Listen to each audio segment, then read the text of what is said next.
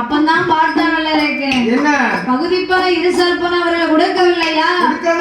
நாளைய காலையில் சண்டை கொடி நட்டணும், ஓர் கொடி நட்ட வேண்டும், அடிக்க வேண்டும், அரக்கன் கொடிய நாட்ட வேண்டும், சண்டைக்கு நாம போக வேணும் அப்படின்னு சொன்னா வல்லரேக்கு. அரக்கன் சொல்லும் போது பார்த்தார் மந்திரி. என்ன என்ன ஏ மன்னா வல்லரேக்கா, ஏ அரக்க மன்னா, நீ வெட்டுக்கு போ குத்துக்கு போன்னு சொல்றியே மன்னா. ஆத்திரக்காரனுக்கு புத்தி கட்ட கிடைக்கும் பச்சை மட்டை அற புத்தி கட்ட பேசிட்டாங்கன்னா திருப்பி அதான் சொல்லி ஆத்திரத்துல உள்ள பேசிடுவாங்க.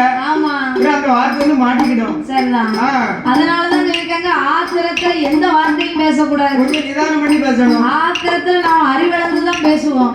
அதனால என் மன்னா வல்லரேக்கா என்ன 56 தேசத்து அரசர்கள், நாமளோ ஒரு நாட்டு மன்னன், அவர்களோடு சண்டை போட சைன்யம் உண்டா? கிடையாது கிடையாது. போர்தொடுக்க போர் வீரன் உண்டா? போர் வீரன் நம்மகிட்ட கிடையாது. யானைப்படை உண்டா? யானைப்படலாம் அடிபட்டு போச்சு பஞ்சத்துல. குதிரைப்படலாம் கிடையாது. ஒட்டகப்படலாம் நம்மகிட்ட மன்னா. அப்ப நம்மகிட்ட என்ன படம் தான் இருக்கு? ஒரே ஒரு படம் தான் இருக்கு ஐயா. ஒரு படையாவது மிஞ்சிச்சு.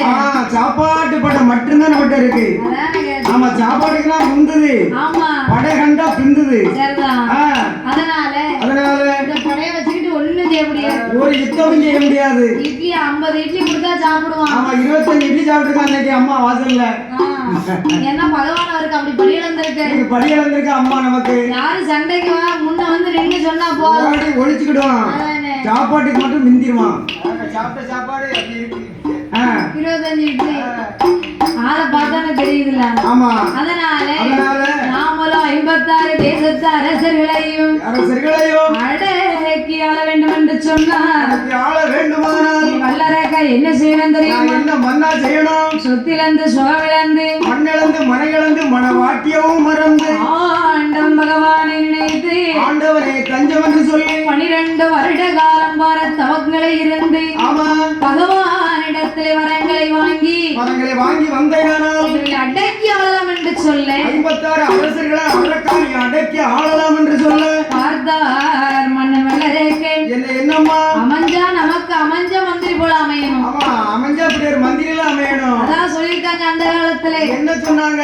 ஆறு இல்லாத ஊரு பால். ஆமா, பக்கத்துல 6 வயல 6 ஓடுனா அந்த ஊரே ஒரு செழிப்பா இருக்கும். 6 மட்டும் இல்லையா, அதான் 6 இல்லாத ஊரு பால். பக்கத்துல 6 குளம் ஏரி குட்டன் ஏதாவது தண்ணி கிடக்கணும். ஆமா, கிடக்கணும். வெயில பாத்தியா அந்த மாதம் எப்படி அடிச்சதுன்னு. பக்கத்துல தண்ணி போனா அந்த வெயில் கொஞ்சம் குறையா தெரியும், குளிர்ச்சியா இருக்கும். ஆமா, அதுதான் 6 இல்லாத ஊரு பால்.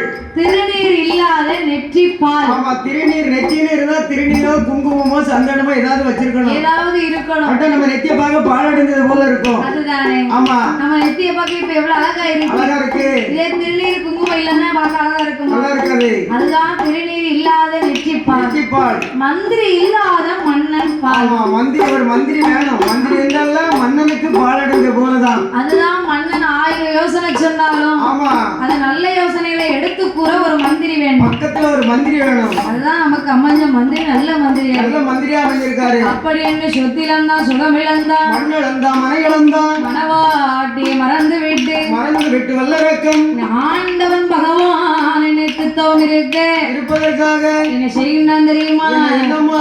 இந்த முட்டை போட்டா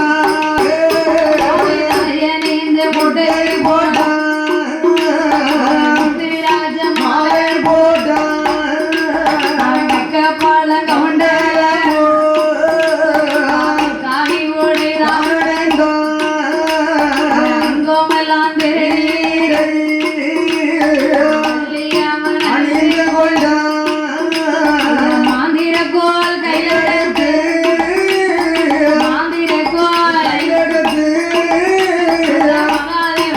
பார்க்க போனா